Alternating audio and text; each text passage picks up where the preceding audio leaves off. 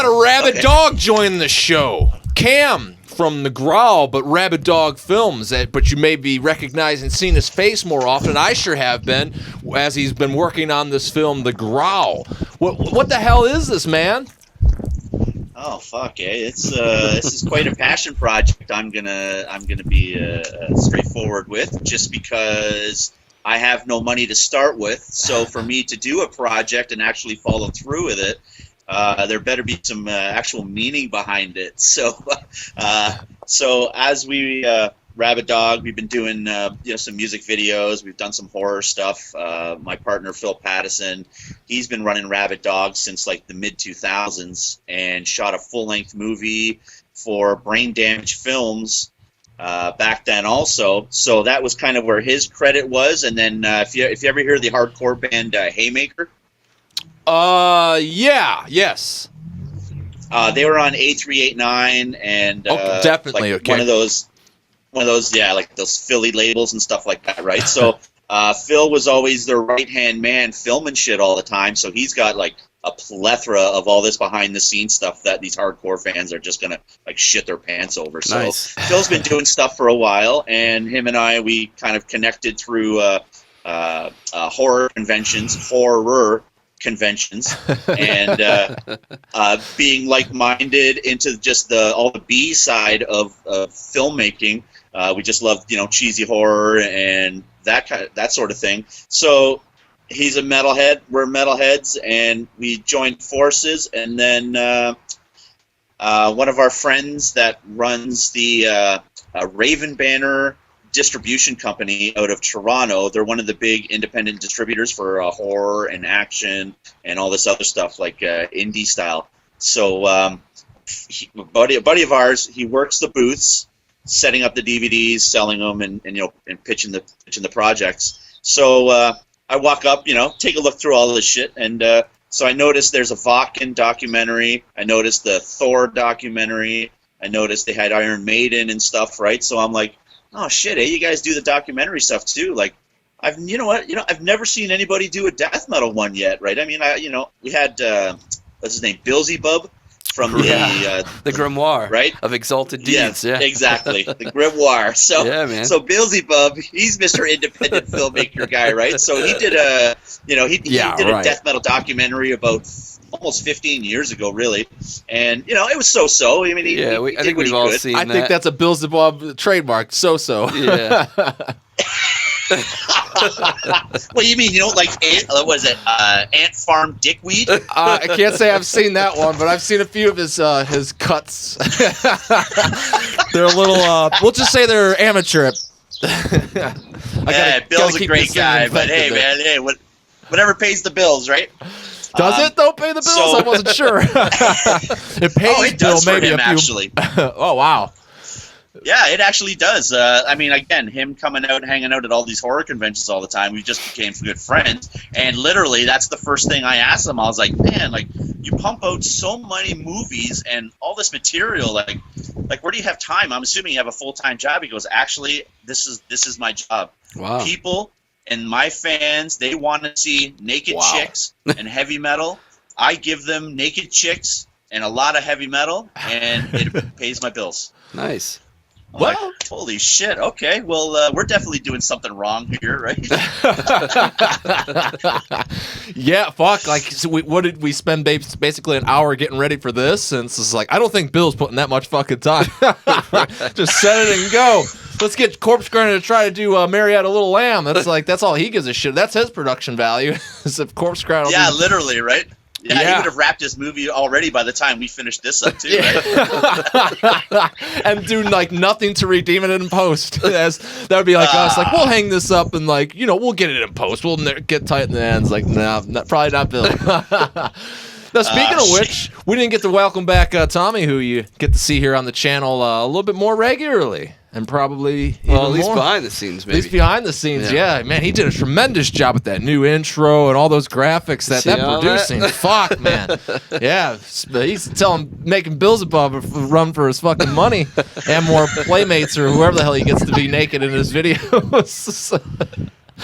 That's funny. He's a good guy, though. He's funny guy. Yeah, it's funny. guy. No, reason why I say all that is because there's a horror convention here in Cleveland, Cinema Wasteland, and he's always Cinema there. Wasteland. You know of it? Yeah, I totally do. Yeah. You come down. You never come down, do you? I was at the Cinema Wasteland in 2009 for the Texas Chainsaw reunion. Oh no shit. Yeah, you said I have up on my Cannibal Cam YouTube channel interviews I did with all the cast and everything like that, and hung out, and that's a blast, man. Because my friends from Vagrancy Films, which do the Shock Stock down here, the horror convention in London, Ontario, they're frequent flyers over to Cinema Wasteland. So whenever you hear about Canadians in Cinema Wasteland, it's usually James Balkowski and Jacob Windet and all these guys. So I've been down there the one time for 2009, and I fucking had the best time of my life. Oh, cool, man. Yeah, I used to live like right down the street, 2 miles away from it for the longest time. Oh, so you're Strongsville, eh? Yep, and then I got the fuck out of there for the corporate America death trap it is. So it's pretty terrible. Yeah, so I'm happy to be away from it, but I can at least still commute to it within 40 minutes. So And what was cool in 2009 there, I don't know if it's still around, but you had that amusement park that was like 15 minutes from there, that abandoned amusement park. Oh, right. Probably you probably think of it like Chippewa or something, like Medina, Ohio. Yes. Yeah. Yes. Right. Yes. Yeah, that is. Yeah, that was cool. Yeah, that's we ended up tripping down over there. A friend of mine who does Twisted Teas. It's a horror merch company that's just out of Canada also, which hangs out down at Cinema Wasteland. I've heard of that. He did his research about abandoned places while we were down there, and he's like, "Holy shit! There's this fucking amusement park. Let's go check it out." So we ended up going down, and like the whole roller coaster was still up. The little haunted house in the back there and everything. Like that was cool. Yeah, they do a regular even seasonal haunted house right over there. But well, then cool. Like if you're in the area or whatever, now that we have the connection going, we'll have to meet up or whatever if you're down this way and vice versa. Oh, hell yeah. I've already told Thomas a bunch of times that as soon as I come down, you better be fucking coming out. Yeah, right. Yeah. Get that guy out of the house. I'll make time for Cam. We'll make time. Oh, I see. Well, so we're hearing all these great little inside stories and whatnot, but what the fuck else is so you've been obviously coronavirus and up. I got to keep my freaking I don't know where my mouth has been previously, so put the face mask on that here. mic. But but I've been hearing you've been just doing a shit ton of interviews and stuff. You had Dawn of the Dead on recently. You had Travis from Cattle Decapitation. I got to look at my notes. There's so many of them. We've had good friend Matt Harvey. I've been in contact. We used to fan mail each other back in the 90s too, so there was already a cool connection there. Just a good dude. Kelly McLaughlin from Pessimist and Diabolic, and he's in I Am Morbid now. Okay. Rocked out with him. Mike DeSalvo, who's in Mr. Thomas's label, new band. Yeah, Curian, yeah. So we got to sit down with DeSalvo because finally got to sit down and meet him again at the Quebec Death Fest last year. Nice. So that was rad. Who else? Depraver, who is also on your label too there, Tom. Yeah, great band. Yeah, we had them. I was on the show as well. Lee Harrison, I don't know, a bunch of people. So it's pretty cool, man. It's been fun lately, just because I want to connect. I'm so pissed that it's like myself. I love shows, I love interaction, I love meeting everybody and just hanging out and just having a good time wherever I can. And the fact that we can't do that is fucking driving me insane. Yeah. So I figure, what better way to connect with everybody that I'm going to try to connect with regardless, and just do this live streaming thing, because it's pretty much like we're hanging out, except we just can't really touch each other. Yeah, well, which is a downer, of course. Darn, we can't touch each other. I was really looking. Yeah, exactly. I mean, the interviews, they're nice for remote, but when you can't touch, that's really where it gets to be hard. Yeah, Yes. So I actually embraced it myself. I was gonna say, because I just did Lady Beast's latest album, and it came out, and they were gonna have a release show on the day of for the, and then they had to cancel it, and that was just this past Friday, at least at the time of recording this, and And then it kind of occurred though while you're doing the live stream, like, you know, you're hearing like really just off the cuff, hanging out, candid stuff. That it's like, man, if like, you know, if I was able to be the fan to dive into this and not be the one, you know, sitting behind the camera and doing it, like this would be freaking awesome. It would almost be better than a show because you're like really like just getting a lot of just inside the record, the band, just stuff you wouldn't otherwise get other places, that even a live stream will differ from an interview because it's just, you know, people are just more relaxed. Well, it's almost like more of a candid conversation. Yeah. And that's how it was with Cam. And I feel like if any of you have watched any of Cam's interviews over the past week or two,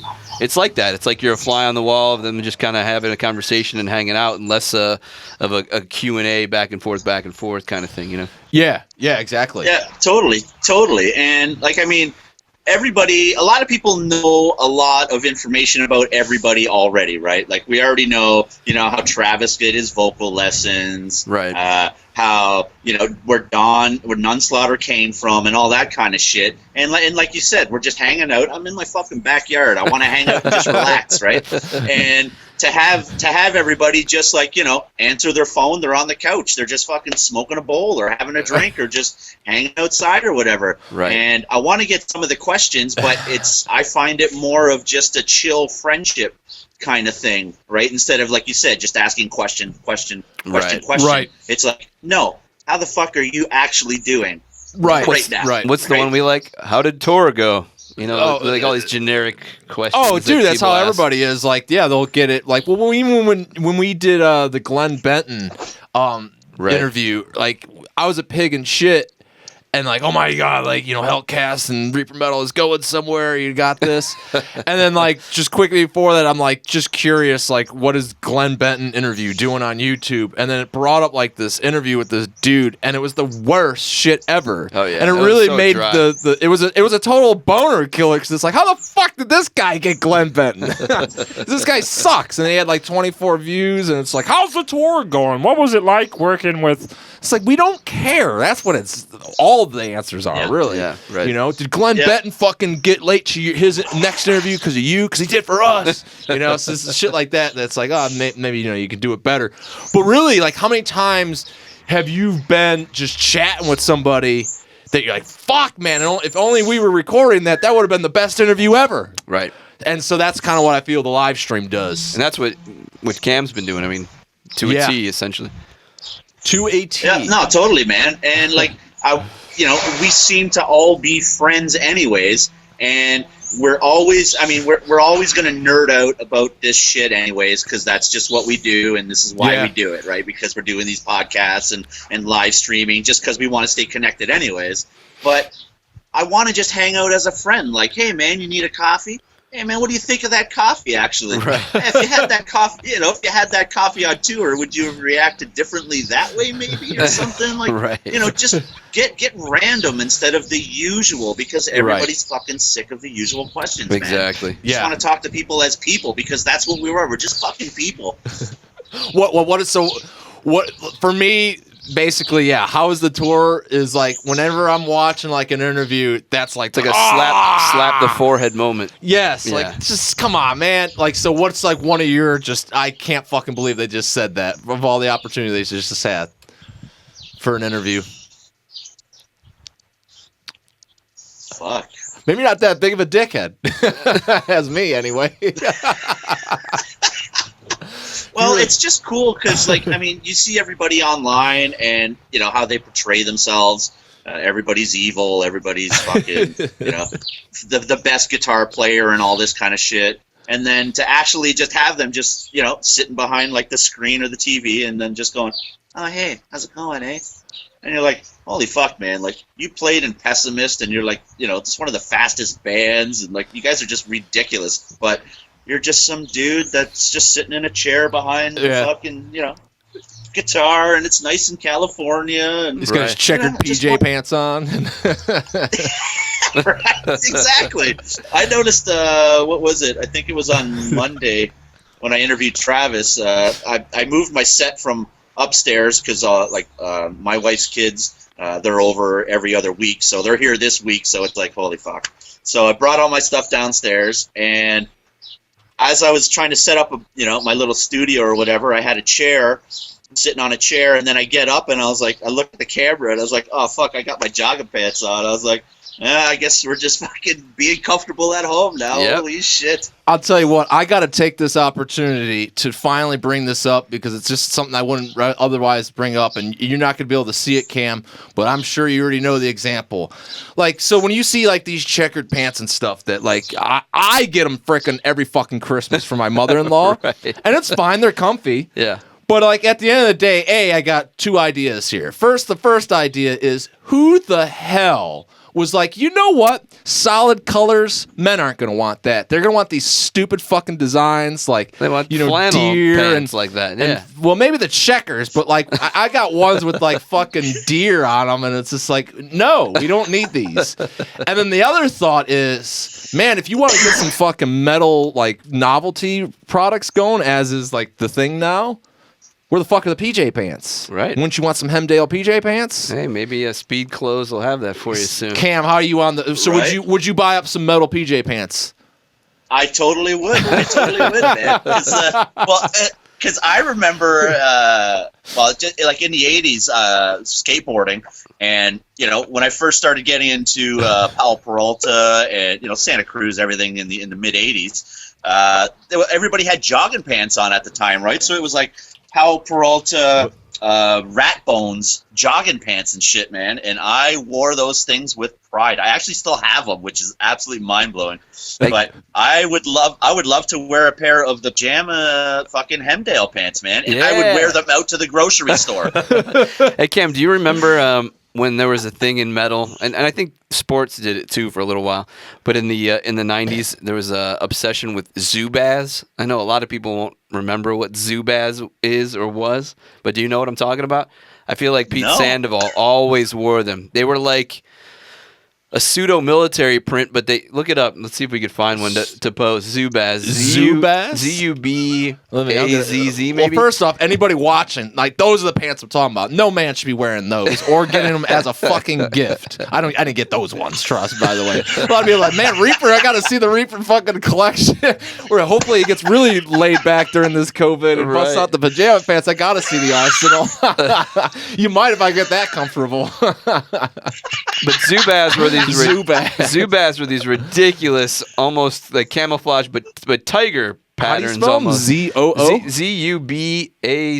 I think, like ZUBAZ pants. I think it comes right up when you ZUBAZ pants. Yeah. Wow. But Pete Sandoval, I remember specifically him having them in a lot of promo photos back in the 90s. By the way, let me comment real quick. This is the candid we were talking about moments before. Like, when you couldn't plan talking about PJ pants. Or ZUBAZ. Or ZUBAZ. Oh, dude. Yeah, ZUBAZ. Dude, I saw Kronos from Venom wearing these. Dude, the red, black, and white were like the more popular Dude, ones. I had so much respect for him, too. Because when I was in Nunslaughter for like 10 years, and then I quit, and then like there were some gigs lined up, and they had this fest in Calgary, Canada lined up, a really cool fest called Noctis, and Venom was playing it, and so all the band, like, really very well organized fests.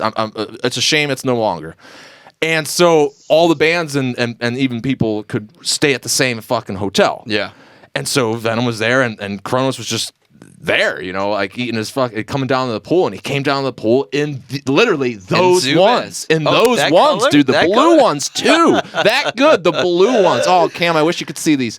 And like I was like, dude, like it's kind of like what Cam said, like, dude, this is Kronos, welcome to hell, fucking at war with Satan, and then he's wearing that. That's great. Well, like, you gotta respect a man like that. If we're gonna call out some things, I do have to call out Vader. Yes, I was gonna say, please do it. So Vader's one of my favorite bands. This new record sounds amazing. Nothing against Vader whatsoever, obviously, but my first tour was with Vader. It was Malevolent Creation Vader. We were on the bill. Cattle to Cap was actually on the bill too.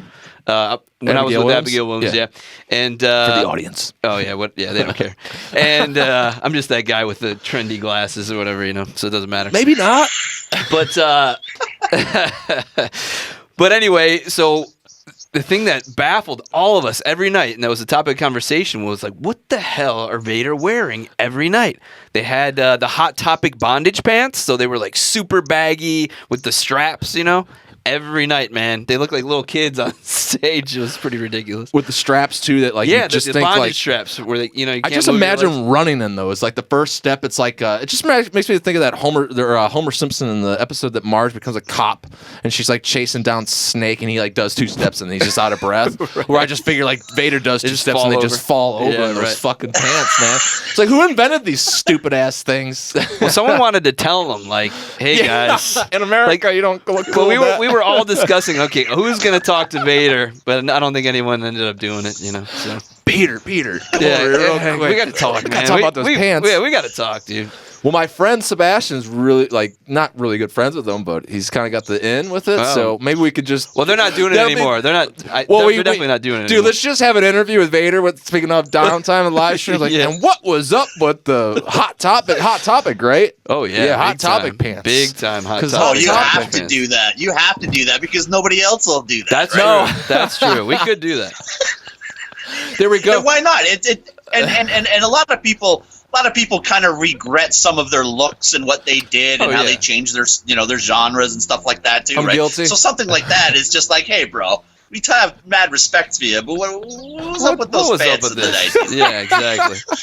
In the 90s, no, it was sooner than that. Oh, it was like he wishes it. 2007. Okay. He wishes it was 2007. That'd be the funny thing is like, what are you talking about? We'd look at back at. In fact, I wish I could find those fucking pants here in Poland. I've just been that long time since I've been to America.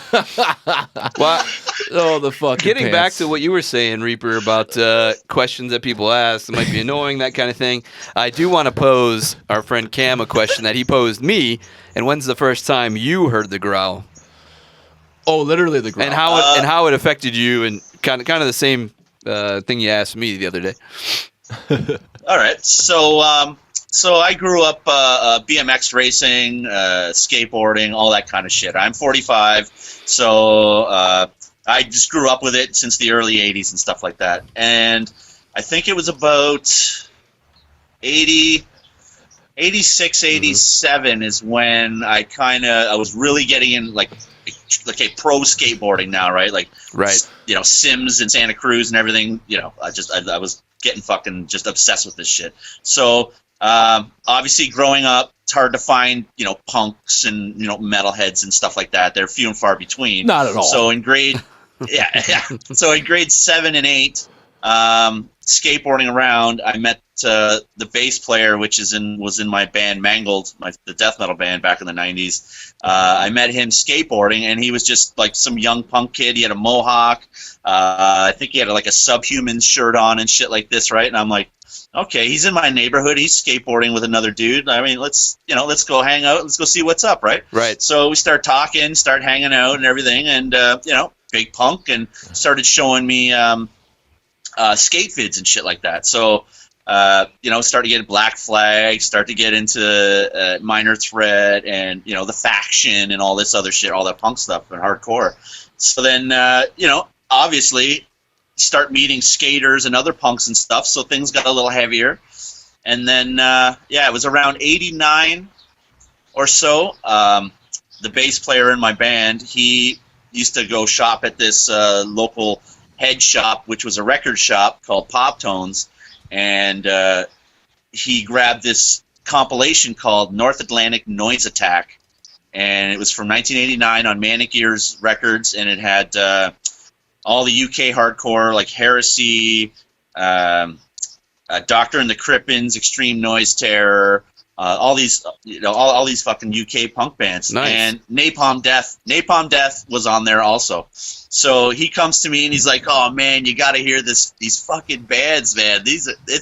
You've never heard anything like this in your life." I go, "Yeah, right. What? Heavier than fucking, you know, Death Angel? Heavier than Metallica? Yeah, right. Come on, right?" So then he's like, "No, I swear to God." So he puts it on, and literally we all we're laughing. I'm like, "What the hell is this?" Right? We're laughing, and then he's like, "Yeah, check out this Extreme Noise Terror." I'm like, "Oh my God!" Like they're not even saying anything; they're just fucking yelling noises and shit, right? And then I was like, "Put it on again." put it on again. Right. Put it on again. And then I was like, oh shit, okay. Well, I guess I got to buy a Napalm Death album. Right. Yeah, similar to my story, right? You don't get it at first, but there's something about it that makes you want to keep going back and trying to dissect everything again that's happening in the music, because it just sounds like a garbled mess. And then obviously over, multiple listens, you start being able to make out guitar riffs and bass riffs, and then the vocals, maybe you can start making out words and things like that, and so it becomes like you're unsolving or unraveling this mystery of something that you really couldn't understand the first time you heard it. See, we were talking about that off camera too, and like for me though, it's so much. I don't think the growl exactly fazed me as much as like blast beats were kind of what you just kind of described. It just seemed noisy and like lacking any sort of like, something that you could kind of like. It sounded like a washing machine, and you said like, essentially. What the hell is going on? I think even when I was a kid, I always kind of just labeled it as those constant pounding bands. Like I wasn't really so much into the constant pounding as it was, and then more and more you just kind of get into it. I think I was more flavorful with it, like on Left Hand Path, how there's like basically like one little section of blast on it. Yeah. Like that was kind of more of my taste with it, like just all the time Terrorizer or something. Granted, Terrorizer is kind of what got me to really appreciate it. Yeah. So it's like, how can you not? Because especially just the drum tone on World Downfall anyway. Right. It's just so awesome that it's like. So what was the first record for you that struck you like? Is the growl or like with death metal in general, where it clicked for you and you were the like growl? Were you blown away? The growl. I don't know anything about a growl like hitting me and blowing me away, but like.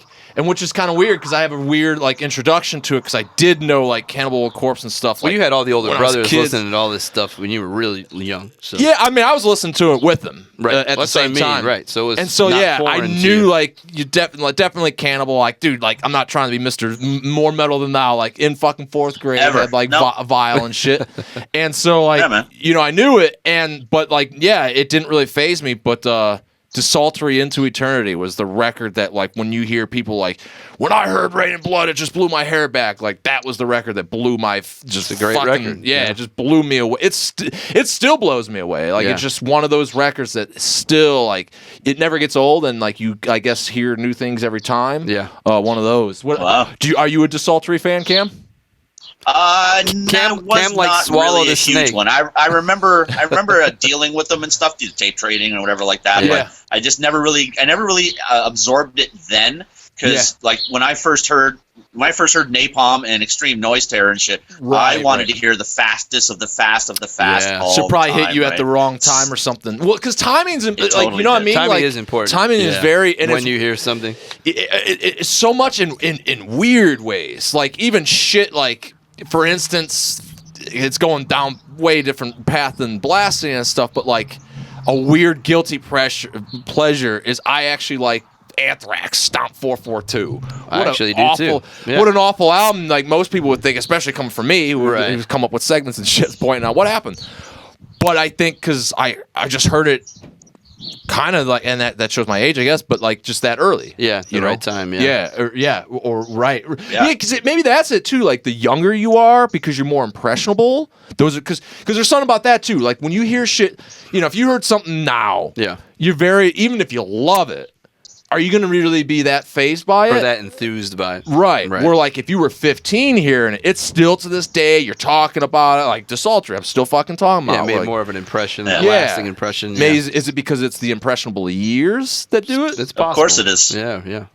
Oh, of course it is. Because, I mean, it's the first time you heard that. It's the first time I heard Napalm. It's the first time I heard Carcass. The first time I heard, like, fucking all that shit, right? Yeah. Because it literally was like, the bar just kept fucking going, holy shit, holy fuck, right? So those first, 20 or 30 albums really are the ones that are just going to forever be talked about, right? It just sticks. Now, since you said Carcass particularly and being a Growl fan and then hitting things different, where are you at? Because we just talked about this on a Hellcast episode briefly, that it doesn't really matter what you think of your opinion is that, but when it came to like certain records like Swan Song Carcass, like, well, then those aren't the better ones. At least that's what Jay said. So the conversation was something like so Cam's in the loop. The conversation was something like, well, what's the best King or what's the better King Diamond, Fatal Portrait, or Abigail? And J-Dog's argument was there's not a better record, it's just what you prefer. And he said, unless you're talking about Gorefest or unless you're talking about Desultory or Carcass, or where it's AMORPHIS. like, it's obvious where the best ones are. Right. AMORPHIS suck. Dude, you know what? I had this conversation today, Cam, and I cannot do it, man. I can't do I it. cannot do it. Even Tale from a Thousand Lakes, I can't remember do us it. buying the albums. Oh, like even Privilege of Evil and all that Privilege of Evil, you know, that's riding the line, obviously. That's almost like a different band, but like Tale of a Thousand Lakes, man, I want to throw it in the lake. I can't do it, man. I've tried. bored I at best. force myself to listen. Yeah, I just get bored. I mostly just get bored with their stuff. Dude. Yeah. Privilege of I Evil, totally I mean, do. you're more on that abhorrence kind of changeover. Okay. You know what I mean? And I'm sure, Cam, you liked abhorrence, right? Like Who? abhorrence. Oh, I only like the Seraphic Decay the 7-inch. Oh, okay, cool. Well, I like what they did, you know, Yeah. previous to, but yeah, Privilege of Evil's cool, and then after that, I mean, it's, you know, throw it in the lake. Tale of a Thousand Lakes, there's Thousand Lakes you can throw them into. So Yeah. toss them. No, well, because I mean, like when Relapse was, you know, was joining forces with Nuclear Blast to Right. do all the crossing that they were doing, and like the Carly and Isthmus came out, right? Because Relapse was like, you know, this is the album, right? Yep. So obviously we bought it, and literally like then 2 songs after that, I was like, I'm fucking bored, I know, man. I don't get it. Well, it's funny. Right? And then the next album came out, trying it. Yeah. Oh shit, this is even worse. Well, it's funny And then because the covers make you want to like it too. You're like, oh, the artwork looks right. Of course. The logo looks cool, but then you put it on and it's like a disappointment. Yeah. Yeah. Yep. And like there was a bunch of bands that were like that then, like Gorefest. Was not a fan of Gorefest. Oh, see, I do like at Gorefest. all. I found them to be generic as crazy, but Yeah. I appreciate them more now. Right. I like Mind Loss. Morgoth, I put in the same label too. Yeah, kinda early snewy. Gore-Guts. Right, I kind of put them as like even Resurrection from Florida, right? All that Right. there was kind of like that. That was that death metal sound, Cancer, right? Yeah. It was just that sound. And I couldn't listen to any of that shit really because it was just Now, was that you were saying you didn't like Cancer or just didn't didn't like them then. I do like them, but like I like Cancer or not or to the gory end. Yeah. Because I do like, and we're gonna hopefully have them on the show, but like that fucking Mora sound stuff, like that can be really hit or miss for me. Yeah. Because like Death Shall Rise, which probably would be the album. The for I love people. that album. See, I think the sound on that, like, it just has the fucking the cardboard box snare, like, and most more sound Florida death metal does. Granted, Cancer's not Florida death metal, which is also kind of the like for someone like me, bad mouthing the Morris sound thing. It's like, Yeah. dude, you're from the UK, you got on a plane to sound like that? Fuck. Yeah. But like, so that kind of, are you a nerd like that, where like sounds of records ruin them for you? Or make Oh, them yeah. better. Or make Totally them does. better. Yeah. Yeah, definitely could make them better. Yeah. Like I liked I liked Deicide's oh my god, see I can't even fucking think of the lyrics. Once Upon a Cross I really liked. Yeah. And the one right after that, Serpents. Oh, fuck. Serpents, Serpents of the Light. Serpents, right? Yeah. Yeah. It's the exact same fucking album with a terrible production. Yeah, it's kind of like that. But it's funny because we have this I never thought conversation about all the that. time. Oh my God. Dude, it is, dude. It is a bad production, but once you get used to it. Serpents. Oh, yeah. Once you get used to it Yeah. and get over that part, the songs are amazing. And I love that record. But coming off of Once Upon a Cross, like you said, I was already a fan. And getting Serpents, I'm like, man, they took all the money and ran because they didn't put any money into the production, which, to be honest, talking to Glenn, that's probably what happened. But it sounded like they put a Metal Yeah, that Zone was pedal right into the board and didn't bother, like, Mike and, you know, it just sounded very like, let's just get this shit done. And, Yeah. I'm gonna keep the it's production the in same hand. riffs, Oddly man. enough, I've never It noticed that. sounds like dirt. I'm gonna go more critical. It's thin. So I'm gonna it's do it weak. during COVID. But the songs, I love the songs.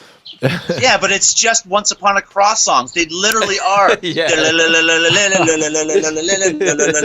Serpent of the Light. Yeah. It's the same fucking thing. It's the same album. Maybe that's why I like it I so don't know, much. man. Dude, you're right though. After talking to Glenn, you're yeah. probably spot on. Oh, I'm There's- right on. There's probably I know nothing I'm more right about on. it. Yeah. Yeah. Like, fuck Roadrunner. I'm keeping the money. Yeah. Yeah. Even the Yeah, but you know what though? I fucking love incinerate them. Oh no, yeah, I can't get it. I can't get with it, man. Ooh, yeah, that's a tough rough listen. one for me. I'll go back. Wow. Based on your recommendation, I'll go back. I will go back. I'll Maybe try it it. missed I me. just don't know. But that's that's the fandom thing too. Like not getting right. butthurt. Or you don't want to incinerate them. Yeah. Well. So, all right, I want to get back a little more on track though with things you do. All right, now, and you said you had Dawn of the Dead on, and this is such a Dawn of the Dead thing right here to be offering demos and shit like here. And I'm on the GROWL website where you have Exhumed demo tape With the CDN collabs. and then the GROWL stuff, the Yeah. carnal dissection and all that stuff. So and the Empatigo. So like. Is that a thing you're trying to do too? Like Growl teamed up with CDN Records out of Windsor here in Canada also. Okay. And we've been collaborating on putting out these demos. So it's Growl Records and CDN Records presents like Impetigo, Carnal Dissection, Exhumed, the Grotesque Infection. Right. The CD just came out now, the definitive demo collection with live tracks. So we're just collaborating on bringing on some cool old shit. So that's why you see that on the site too. Just order your tapes. That's cool. You know I love it. Yeah. And because I mean, I grew up on the Buffalo border, man. I mean, that's where my roots are, is hanging out with all these fuckers over in Niagara Falls and Buffalo and New York and everything like that. So Right. that was my scene, man. I loved the Rochester bands, I loved the Niagara Falls bands, and I loved the New York bands, and I just love that New York sound personally, man. Yeah.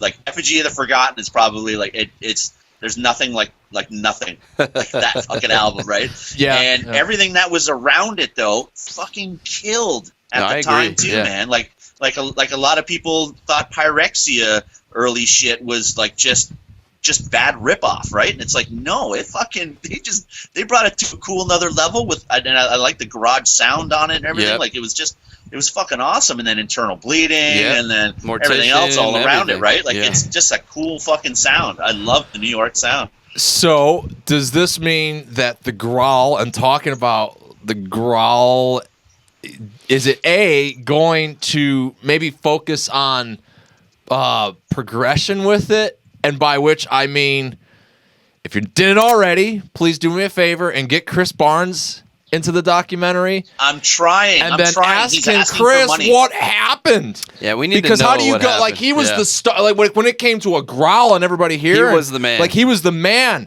Now he's like a dog. He sounds like a barking dog. It's you gotta so bad. wonder, after seeing. I do wonder. Well, after.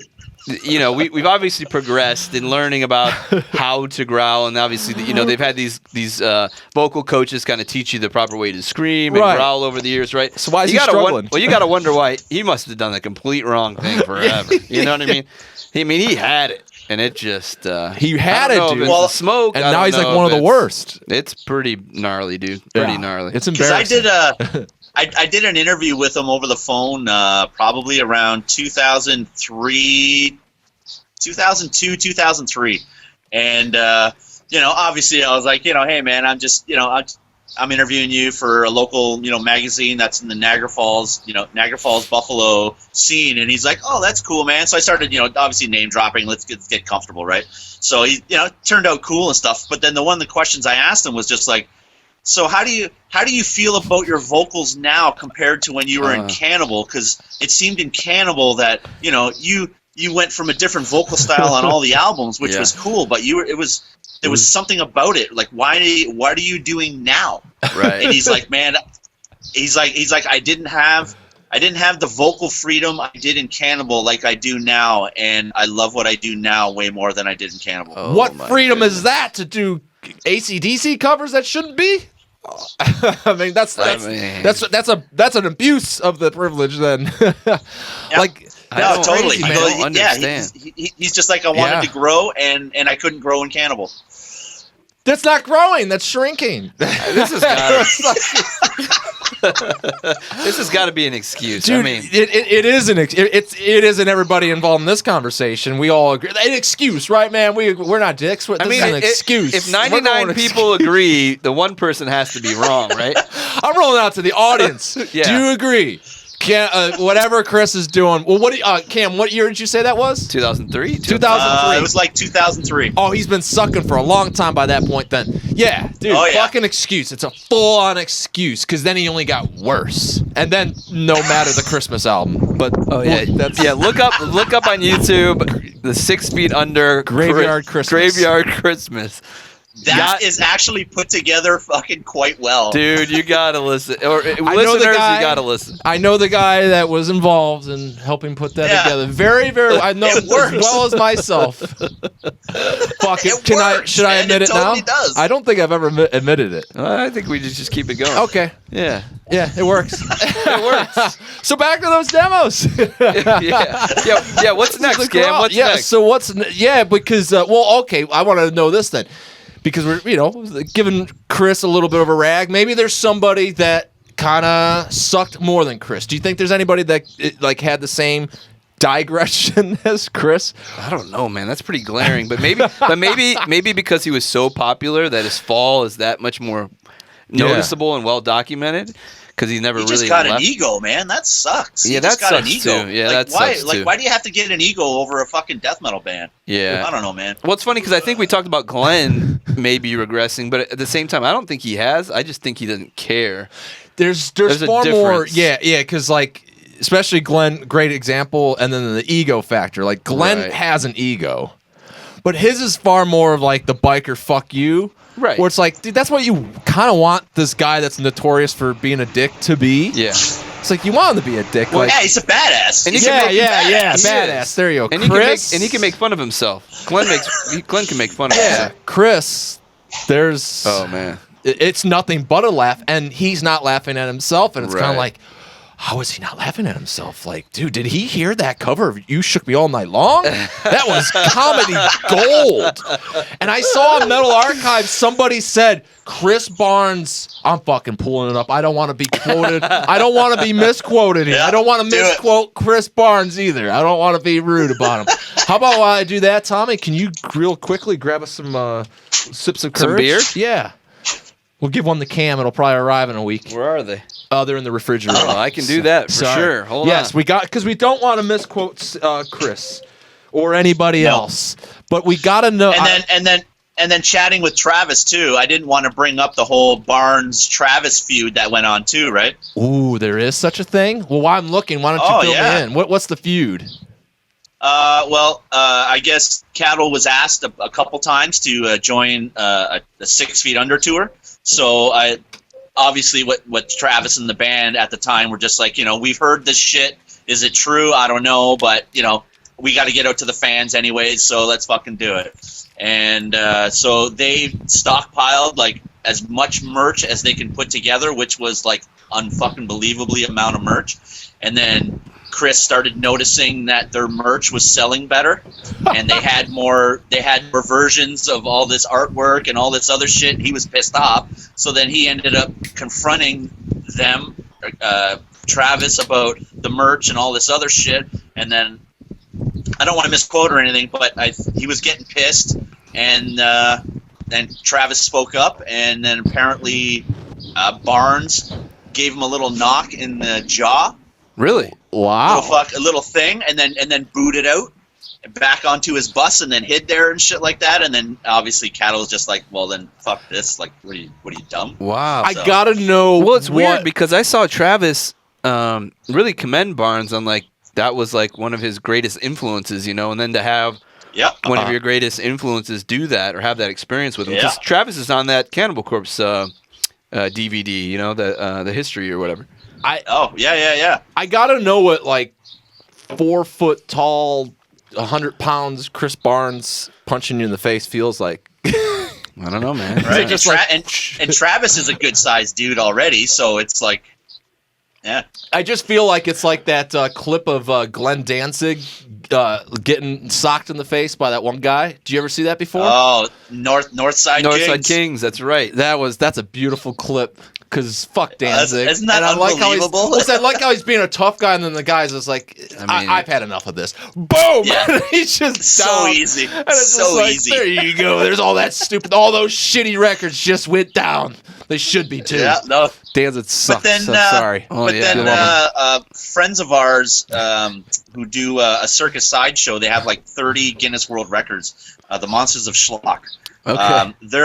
They're like gigantic Misfits fans. So when Right. they just played, I think they just played Philly, a couple months ago or something. And so they went to the show or whatever like that, and ended up Glenn was sitting at the front of the stage, hanging out and fucking meeting people and signing autographs and stuff like that. Yeah. Glenn, wow. So Didn't seem like anything so to give a is shit he? off. Yeah, Dude, Glenn is So super it's- cool, I man. don't know. He was really cool with us. Glenn was amazing. He was like, what, an hour late to his, like, we had to kick him off the phone, I think. Or Dude, his yeah, we manager made did. him late for like his next interview. We were just like literally Oh. chopping the shit. We had a lot of like off, Yeah. what do you call it? Undisclosed kind of conversation that we couldn't, that we couldn't put on camera. And he just kept going. He was, I think we all genuinely had a good time. You know. Yeah, that Cool. did really well. Right on. Yeah, Good that to was hear. fun. That was really fun, like, because then it's like really like the fucking hugest video on the channel. Like, Yeah, and actually, Cam, if you're interested in trying to get with Glenn, I'll pass you that info too. Oh, imagine. Okay, let's do it. now let's find out.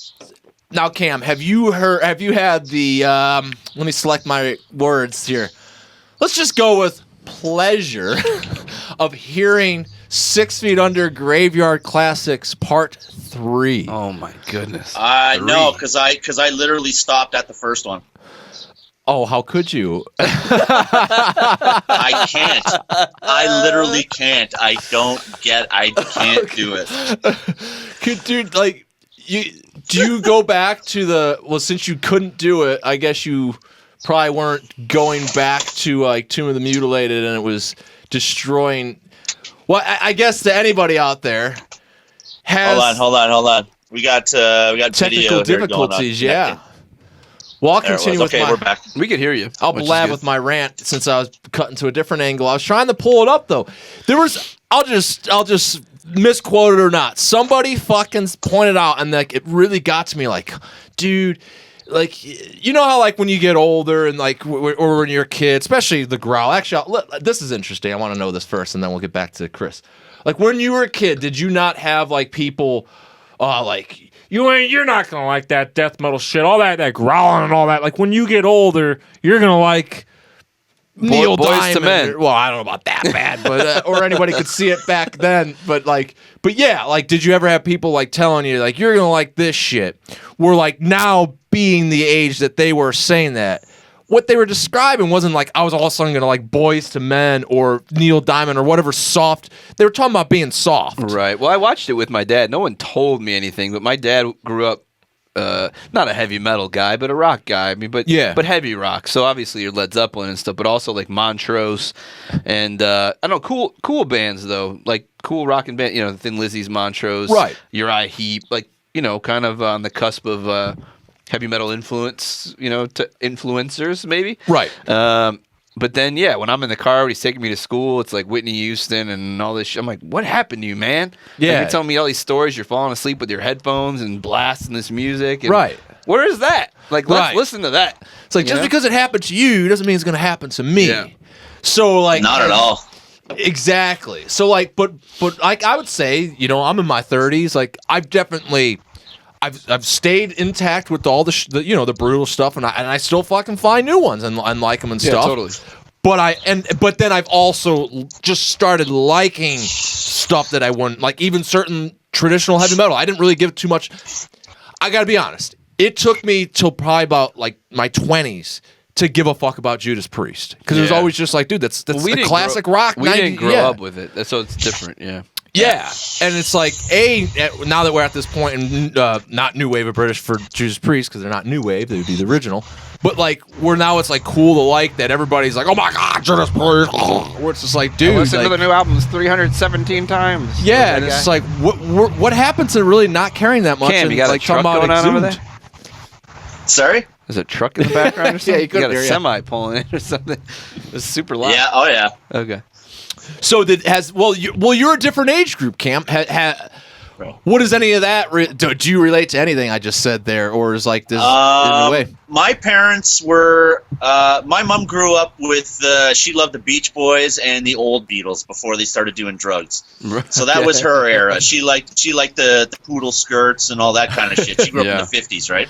So she loved all that. So I had that influence, and my dad was a soul and a funk and a jazz guy. Well, that's cool. And he had like Curtis Mayfield and Wild Cherry and all this other shit. I remember looking through all his records and just soaking in these covers. But they weren't rock people, right? So literally I found rock all on my own. Oh, cool.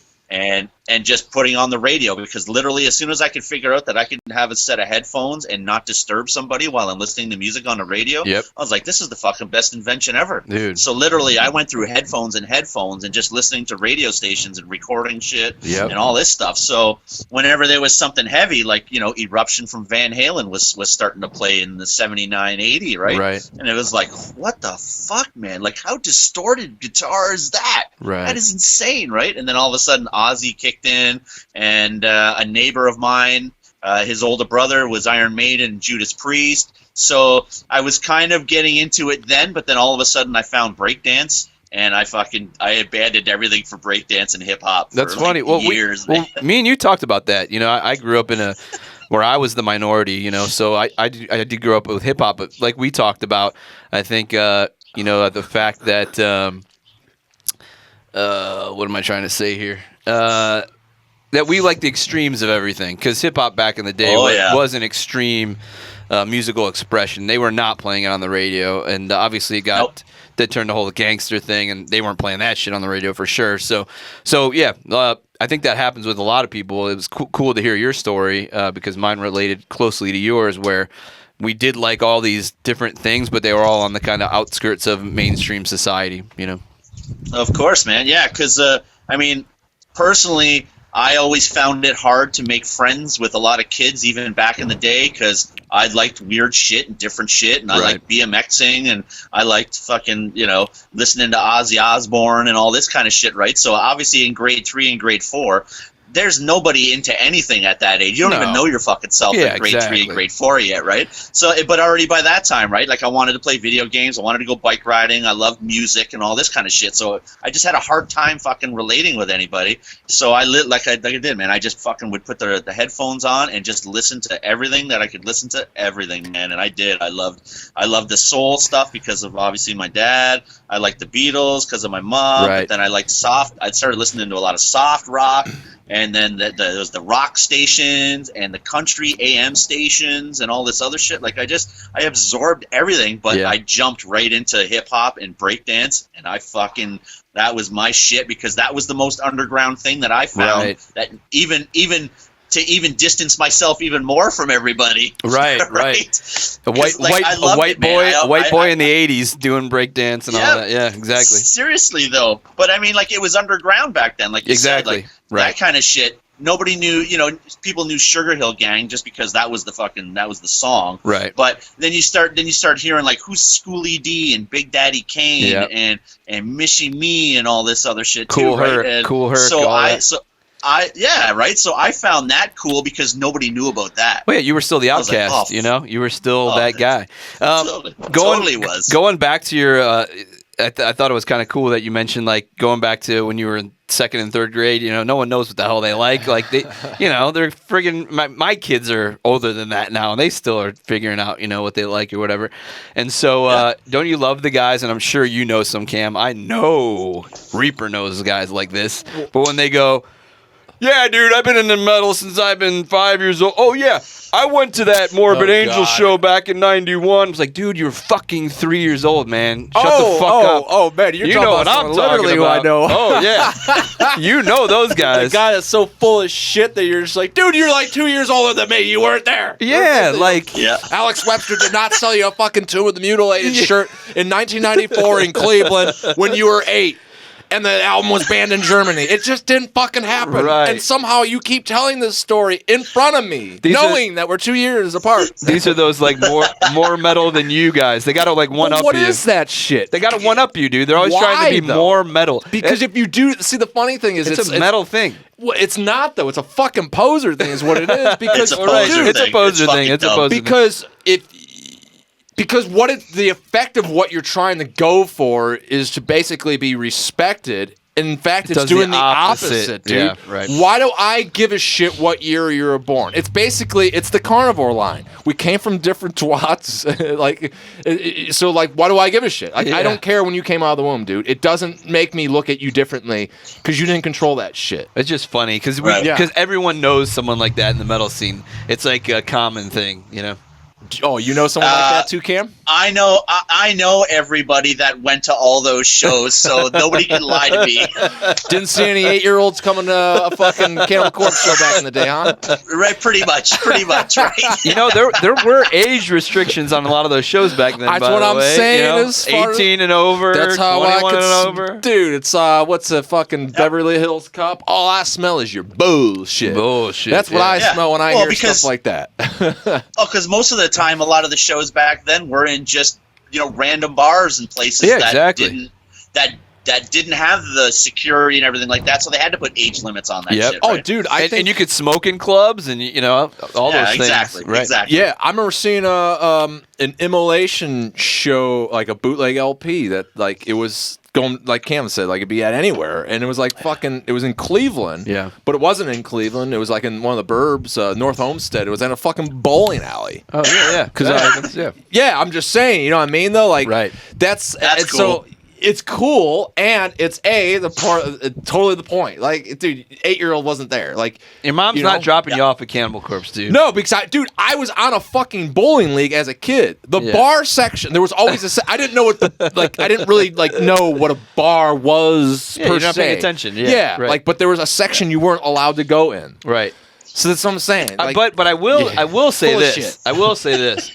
I did on that interview last night, Cam, so that I'm paying attention. I'm actually watching all your interviews.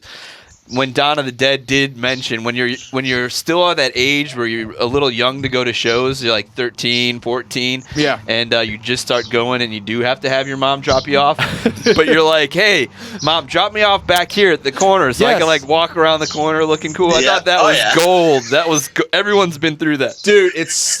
That was amazing because that was I had that same exact thing, especially the history, everybody with my brothers or whatever in Hell's Headbangers, blah blah blah. No, there was 3 of them, and I was just this fucking guy, and they would go to shows, and I could never fucking get a ride, not even from them. And I remember it kind of did bother my mom, well, I'll take you, and it's just no, it's okay. No, it's not happening. They already canceled it. It's just what are you gonna do? Show up with your show up with your mom? No, nah. So Don is right. He would observe. It's true though. Like that. It's true, man. We've all totally done it. True. Yeah, it happened when we went to go see the Campaign for Musical Destruction tour in Buffalo. Uh-huh. So that was Napalm, Carcass, Cathedral, Brutal Truth, right? Wow, and so. My Dan, my bass player, his dad drove us, and then his mom picked us up after. And then another show in Niagara Falls. Was that in Toronto? That was the Scrapyard in Buffalo. Oh, so they took you across the border for a show? Oh yeah! Wow, totally. That's awesome, parents, man. That's good parents. And they did it again for us. They did it again for us when we went and seen Human Remains and Demonacy and all these other bands in Niagara Falls. They did the same thing too, man. I was like, so what do they do? I thanked them myself because it's you're fucking bringing us to these crazy shows in the middle of buttfuck nowhere, and I really appreciate this. Yeah, that's amazing. So did they just go hang out somewhere until the show was over, and then? No, that's amazing. Yeah. Yep. And then there's literally. I remember, because then also, so my band Crucified Mortals, and very much in the same region you're talking about, we played a show in upstate New York, Moravia. I think Dio lived there. We only played in Rochester when I played upstate. Okay, it was close to Rochester and in between Rochester and Buffalo.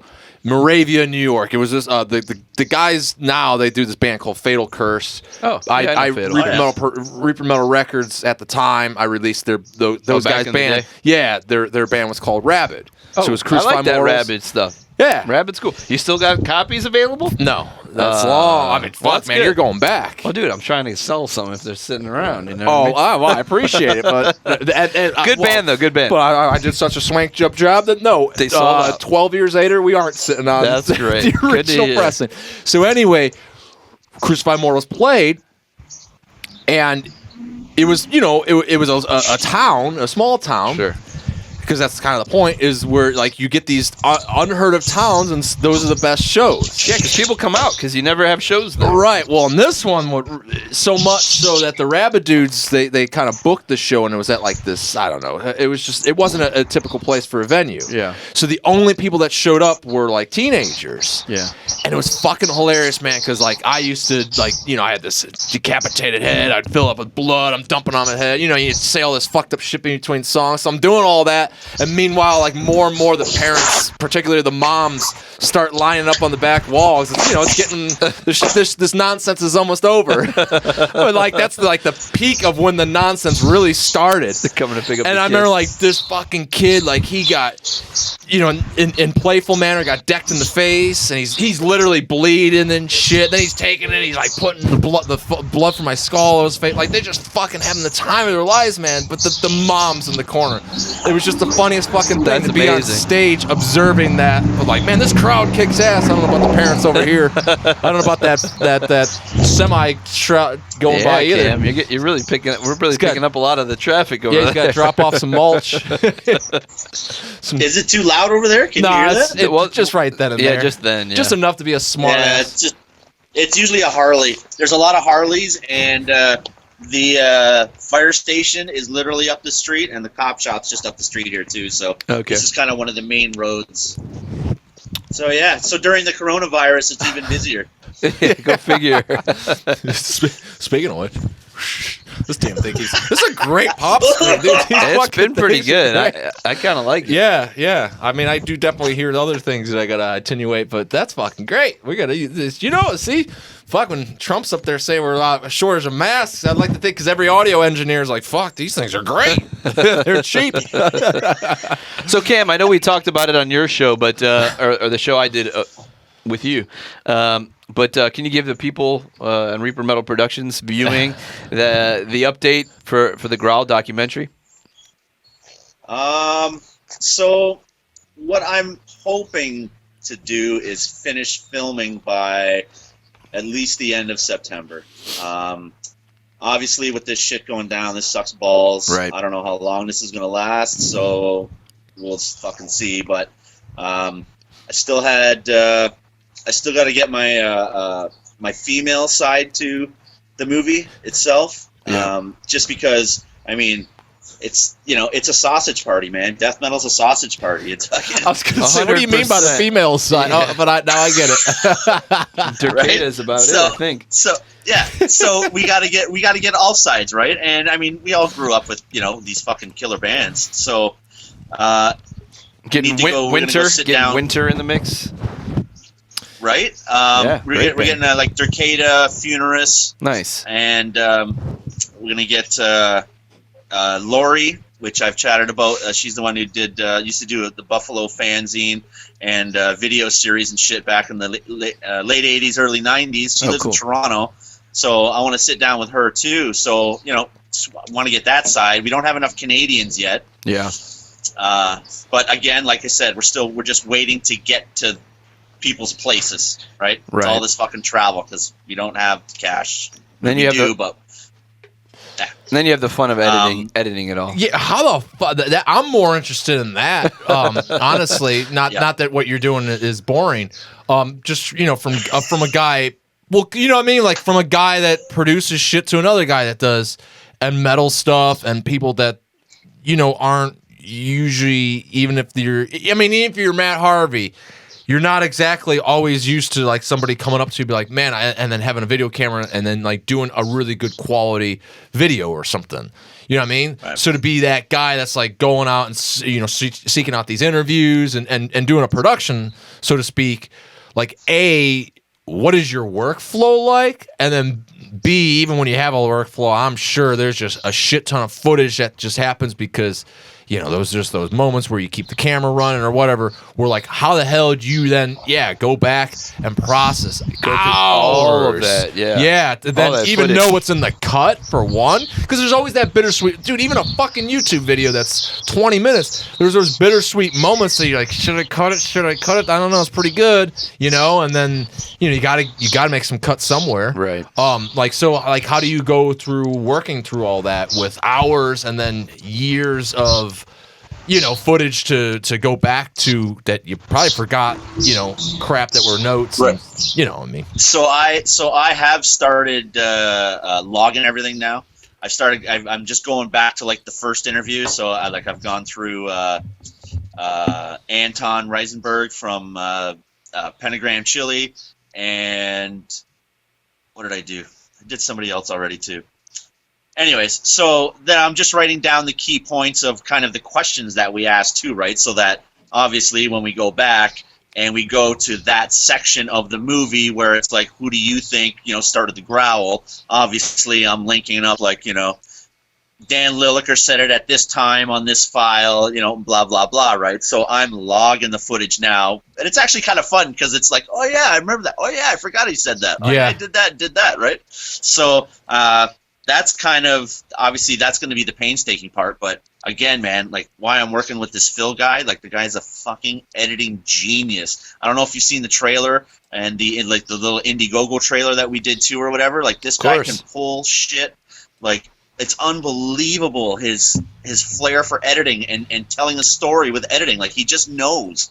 So I have no problem in the outcome of all of this afterwards because, I mean, like I said, man, this guy's a fucking genius, and the two of us just work awesome together. So we log all the footage, and then, yeah, like I'm trying to find the thread of this whole thing too, right? I'm kind of thinking as, like, I don't want this documentary. It's not going to be about me and you know, my whole journey through this fucking crazy scene. Right. But, you know, just to start it off, though, it's like, why the fuck am I doing this death metal? I kind of almost want to start it like, hey, guys, why the fuck am I doing a documentary on death metal? Death metal is the fucking weirdest, craziest, heaviest scene that anybody could ever hear in their life. And what is my problem? I guess we can go back and kind of go back and see, you know, when I went to the first show and when I've heard the first growl and all that kind of stuff, and right. Why am I still doing it now, kind of thing, right? Because that's the thing that we all have the same feeling and passion for, anyways. Though we're all striving to do something and be a part of something and hang out with these cool people and talk about this nerd shit, and that's kind of how I want this whole thing to be. It's not. I don't want it to be like a question answer kind of thing. It's just right. like, no, man, we're just a bunch of cool dudes hanging out, and yeah. Well, I think you nailed it. I think you going well through. Said. Well, yeah, and I think you nailed it when you're talking about going through all the footage and figuring out everything and finding that common thread, because you're storytelling, right? And with a documentary, I mean, it's a film, so even with a documentary, you're trying to storytell, and like, what perspective are you coming from? Like you said, you don't want it to be about you, but how do you tie into the story that you're weaving, and how do you want it to play out to people that are watching it? And I think when people watch documentaries, they take for granted that there's a lot of thought that goes behind these things to make it what they are, and it's not just someone like cutting interviews together. So you know, I applaud you for taking the time not only to travel and to film all these interviews, but to obviously take the time then to edit and really create this narrative of something that's so important to all of us, and definitely all three of us in this conversation, right? Or otherwise we wouldn't be taking the time out of our day to even do this. So we are in quarantine, though. We are in quarantine. So yeah, but I still want to be doing this anyways. Right? No, exactly. That's exactly. It almost kind of pushed us to take it to this level now, right? Right. Which is cool, because then that way we can actually connect more instead of always just writing each other and then not getting what each other's saying and whatever, right? Well, like I don't know you by saying, "Hey man, yeah, cool, sound like a good dude," right? And it's like, yeah, okay, sure. When it shows our But, dedication, it shows the dedication. You know, it shows all of our dedication to what we love to do and what we ultimately want to do. Yeah, because we're always looking for other ways to engage, or you know, what else could we do for the scene, or what else could we do for the music that we love, or the bands that we love, or the you know, whatever, however you want to phrase it. Right, because it's just like you know, J-Dog Justin said on the last Hellcast when we were talking about that passion or whatever, like, what are you going to be doing otherwise? Like sitting at a fucking Paninis, listening to blues band. Yeah, right. Watching sports on it. Like, no, like let's talk about the Growl or Hemdale or whatever. Yeah. You know, Matt Harvey. Yeah, exactly. and that new episode is just been uploaded to Reaper Metal Productions. So At the time of this recording, yeah. So I guess it's not relevant right now. Sweet. So yeah, I mean, I just I just want to make a fucking crazy film, man, and like I said, man, if you watch any of Phil's stuff, the guy's just an amazing editor and storyteller and everything that we've done together. Like it comes off as just passionate also. So I think this whole movie is just going to be like, it's just going to bleed passion through it all. You're right away. As soon as you put it on, you're going to be like, oh man, I love these guys already. Well, I agree, and I think that the trailer already got me pumped. And I'm a big supporter for multiple reasons, and obviously we've been connected for a while now too. And I thought it was important to get you connected with Reaper here and to kind of spread the love. And we're all essentially trying to do the same thing, and we want to spread that message and keep connecting. Like you said, I think all of us of like mind need to kind of be there for each other and help each other get the word out. And there's a lot more people like us, so. That's all we're trying to do. Have to. Yes, exactly. You know what, Cam? So now when this kicks ass and it's the huge failure. Don't say that. No. Fail. I don't know where the hell failure. Oh, that's the end of the interview. No, failure. Well, you're I don't definitely know not why it cutting just this. rolled off the top of my tongue. Fuck, what is with death metal in that? Maybe It probably will be anyways, though. Who knows? No. When it's a huge success. Oh boy. And now you're this major production company.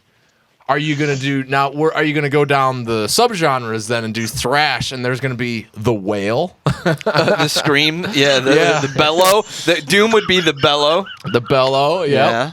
Thrash could be the wail, like the wah.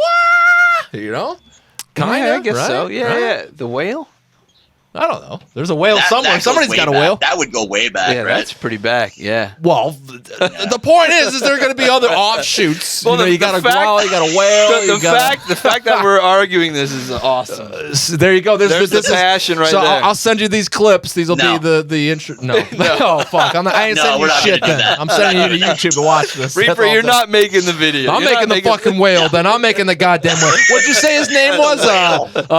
Paul? Whale.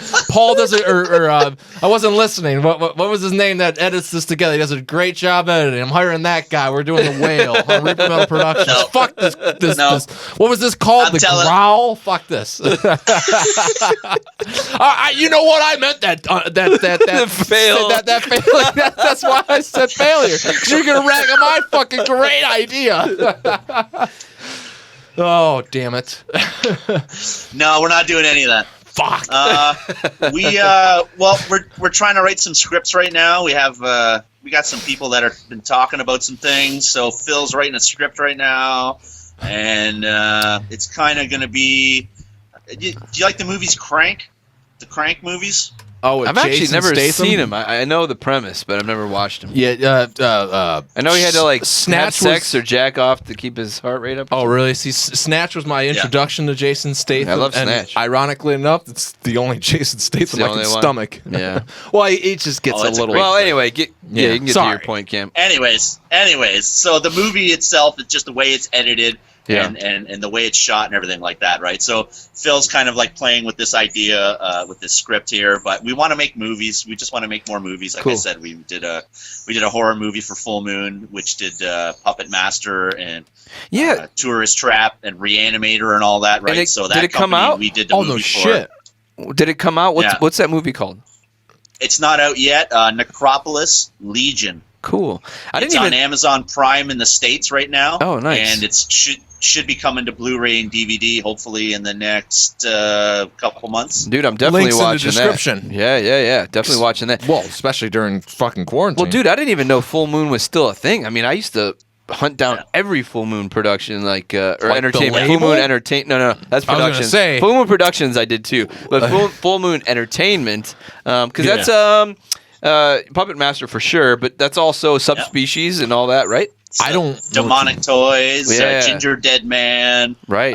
They did Reanimator and Ghoulies and shit back in the day. Tourist Trap, they've been around forever. Dude, Tourist Trap. Dude. Yeah, Tourist Trap's a great movie. Dude, by the way. I like a lot of Full Moon. Totally underrated movies. Yeah, it is an underrated movie. I don't know about Ghoulies, though. Hey, Cam, was Castle Freak Full Moon? Yep. Yeah, nice. It was. It was directed by Stuart Gordon, who unfortunately just passed away too, right? Right, I did see that, yes. Well, you're Canadian and old enough. What the fuck is with Canada and being on top of all this media? Every YouTuber, not just metal, but anybody that's kind of doing film is all every YouTuber is pretty much Canadian. Really? I challenge you to find a big YouTuber that's not Canadian. Or I mean, it's a big Canadian sea of YouTubers. Really? When it at least comes to YouTubers. Why? Because there's nothing to do up there? I don't know. What's up with that? Is It's there nothing cold. to do? Yeah, It's cold. But we live in Ohio. I mean, that's the same shit. Yeah, we're not much to pretty do much in where you're English. at. Who the hell are we to speak about warmth? Yeah, we're pretty much Canadian. Yeah. Yeah, totally. Yeah, I mean, come on. I don't know. I couldn't. I don't watch too much YouTube stuff. I mean, I have a hard time with some people, but YouTube stuff. I find there's just I don't know. Well, because there's obviously Banger, and he did all those movies then too. Yeah. Sam. Yeah. So, Sam but you know what I Dunn, mean? They do a good There's job. Yep. there's a lot of there's that, and there's just a shit ton. I'm telling you, man. At least when you're looking for fucking home improvement projects, they're always Canadian. Are they? Gardening. Well, no, not then. Because you can't. Maybe because you can't can't because their region would be different. Yeah, that's true. Yeah. Never Interesting. mind. We have the best dirt in the world. Sorry, you just have the shitty weather. Yeah, it's pretty much. Yeah, but we make ice wine. We make That's all the true. wine that everybody loves around too, right? That's true. And I will say, it's funny. Who the fuck I was talking to someone the other day, and we were talking about setting up hopefully a Canadian tour. It was actually a band I'm working with now that I think of it. And for those of you who have not experienced Canada, or at least Northeast Canada, especially Quebec specifically, I mean, it's like Europe almost, because it was a French colony, especially as you move up north. I mean, Quebec City for sure. Montreal, Quebec City. It's dude, all I saw were metalheads all over the streets. It's you feel at home. It's very weird, and it's kind of alternative culture that's really embraced, where you don't see that in the U.S. anywhere. And so I feel metalheads especially are very welcome in those places, specifically Montreal and Quebec. I don't know about Toronto so much. That's probably the city I've been to least out of those three. But there's something to be said, and actually some of my favorite places to ever play when I was touring was up north. So yeah. Sweet. Yeah. Well, because we are nice, eh? You're nice. You leave your doors unlocked, It's like the 50s all over Exactly. again. No guns. You don't have to worry about getting shot up. Well, I thought Canada had plenty of guns. Well, they have guns, but they're not. It's different. Yeah. They're it's just not different, that man. guy that. Anyway, our Bass Pro Shop is still open, and apparently all the guns have been sold out of it. Wow, interesting. So I don't know what the fuck's going on there, because that's it's a little nuts for this area. Yeah, that's true for Canada. so for a guy though that's doing a movie like The Growl and talking about Canada and stuff, so to be a Canadian doing a movie like The Growl, when you really think about it, who are really the brutal Canadian? Dude, I was just thinking about this. Yeah, actually, Cam, why don't you enlighten us? I mean, there's definitely a few Did that hit you at all? Well, there's a few that we can name right off the top, like Agorguts and those kind of bands. But brutal. Well, Purulence. Who? Remember Purulence? I don't know that. No. I believe Luke LeMay was in the band for a bit too, around like before Gorguts. No, before. Dude, there's another CDN Growl demo release right there. I don't know who that is. Yeah. Oh, really? Do my it. gosh, Release man. it. Release it. They did a split with Amiman on Adiposter Records, and I think it was like 92 or something like that. And sweet. Literally, but like this is like, you can tell it's like Quebec death metal, but it's fucking brutal and technical, and it's unbelievable. Okay. It's unbelievable. Cam just said something that I think is very important Quebec to point death out. metal? Yes. Like when he what? says you can tell that it's Quebec death metal, Like I can't. to me, so what that means to me, as maybe an ignorant American, means that it is a little more technical. I think there's something about Quebec and Canadian death metal in the Quebec region that tends to be a little bit more focused on musicianship, and whether that's subtle or whether that's subliminal, and whether that's just something that, I mean, it had to start somewhere. So I don't know if that's Covitus. I don't know if it happened before that, but somewhere along the lines, bands have started to be, around that area, have been known for that, and it's just continued probably because bands coming up were fans of those bands, and then those bands were fans of those bands. So you got your Covitus, Cryptopsy, Neuraxis, all those bands kind of push the boundaries when it came to technical. But I'd like to hear from Cam, actually, on that point. No, I'm interested, too. Well, I mean, who the fuck sounded like Cryptopsy and Cataclysm when they first came out? Especially old Cataclysm. Yeah. That's what I mean. Temples. Like the demo stuff of those bands, it was untouchable. How so fast insane. It was. Yeah. How dissonant and weird at times it was. How fucking just the speed picking and Where did that come from, though? Where do you think that influence came from, Cam? But you being a little bit older and watching the scene develop. And curiously, actually, is there any Canadian? How much of Canada is in the growl? Covering growling. Well, that's the other thing I'm trying to do too, is get more Canadians in. Yeah. I mean, we have a bunch lined up. We do have Nick Sagias, who was in Overthrow and Soulstorm, and he's now in Tribe of Pazuzu with Flo and John McEntee. Oh, cool. Oh, okay, so wow. He's in Toronto, so we're gonna grab him. But Luke LeMay, we're supposed to sit down with Luke. Nice. And I'm gonna do a round table. Hopefully, go up a day earlier to the next Quebec Death Fest in September, if everything's fucking fine. Right. And I'm gonna do a round table with Luke, Mike DeSalvo, and Lord Worm. Nice. We're actually scheduling a special little interview series. Part of our interview series with. I don't want to reveal too much, but it sounds similar. I love to have no idea, frankly. Yeah. I'm the producer. I'm the producer now, so that's what I'm saying. I like to leave my host in the dark. I like showing up and bit. sitting down and making sure the mic works and all that crap. Maybe I can finally get pop screens that aren't these fucking things and do all the other shit that people are like, dude, you need a pop screen. It's like, trust me, I know.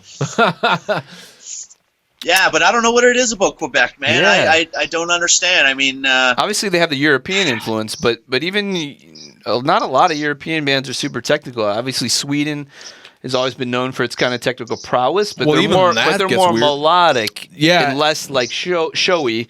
Whereas Quebec, and torn between two cities, really, drastic difference. Exactly, and then Quebec tends to seem to be pushing the boundaries when it comes to, flashy musicianship without being flashy. I mean, they're not there to. They're definitely not doing it to show off, but it's just extreme. It was just way more extreme, pushing boundaries. Yeah. But Cam, wouldn't you say that it's funny looking at the geography and how that all affects it too? Because you mentioned New York. I know, so close. You being Canadian, yeah, and it's so close that I do feel like a lot of the Quebec bands also have this New York death metal influence too. Because of the Suppo thing. Suppo's so big. Brutality. Yeah, right. But what's really interesting, even when you're saying Quebec, you're talking about, really any region of Canada, it all still seems to be far more oriented in thrash. Whether you're in the West Coast, Infernal Majesty's there now, But I'm Yeah. thinking like when you go to the West Coast, you know, you Yeah. still got like a little more obscure kind of bands like Armoros or Carrion, which just finally came on an LP. I was like, fuck yeah. Where then like you go to the East Coast or even and then Quebec particularly, where remember Dissection from Canada? They had what was that album with the pretty seemingly racist cover with the black cop getting like murdered by a white cop, I think. Something like that. Granted, I don't think they were white guys, even though they were from Quebec. But nonetheless, and you know, Razor, all the other stuff, like it just still seems like because Sacrilege, BC, Sacrifice, because Cam said Infernal it, like, Majesty. Infernal, right, like Cam said that like the brutality. Or somebody said, basically, Canadians turning it up a notch, or at least it's there. Yep. Where, like, my whole time I was sitting there going, yeah, but when it's still very much a thrash-oriented thing, because I'm thinking of all these thrash bands where, like, Carry On, where it's like, yeah, that was turned up. Right. Thrash style. Like, I'm still, Infernal like, failing. Majesty. Yeah, it was, kind of, I mean, the hair was definitely turned up on that first awesome record that looks like it could be worse than the awesomeness that you get. None shall defy that. I mean, but you know what I mean. Like it just seems like it's far more oriented and kind of like thrash stuff. Like there's just what is the blatantly obvious? Anvil. I mean, yeah, we take it to Anvil. What are you talking about? Cryptopsy and Cataclysm having a thrash in there? No, not so much that. We're like, but he's talking about pushing it almost to a more extreme level. We're like Cryptopsy though is like one of the only. We're like when you go to the Florida death metal, like the laundry list just doesn't stop. So it much doesn't stop. It goes to earlier in this conversation. You get UK bands like Cancer or Sepultura going in and utilizing the studio, which if Reaper was running the show, would be like, get that studio out of there. You know, I'm a fan of Scott Burns. Okay, I can't wait if we get Scott on there. Dude, were you a fan of the cardboard box snare or not? Like, why did you come up with that? Cam, do you know what I'm talking about? Cardboard box snare? Do you agree with that? Yeah, I do. I don't mind it though, dude. I love all that. Scoop. I'm not just crazy though. I love all that scoop shit. all the mid side of the guitars, all that shit. No, I want to hear. I gotta all. hear what that is from a producer side, like inventing something, because that's essentially what he was doing. Dude, and he invented. I want to talk about editing of the double bass drum because. Some of that had to have been. Oh fuck yeah! But all chopped, and I just want to know more. So yeah, who's like a shitty drummer that I want everybody to try loves? to interview Morris. Yeah. Sorry, I'm trying. He's not responding back about anything. So I'm just dude, like, come on, let's talk. I have Scott Burns. I have Scott Burns info, and he's been responding to me. So I'm gonna pass you over that. Oh, fuck off. I'll get you that. Sounds like you need a producer, just like you need a producer, Cam. I'm coming up. Production ain't gonna be no fucking growl about. We're just talking about like connecting the scenes. Like, no, fuck that guy. I don't want no growl. No. I would be happy to pass along any contact.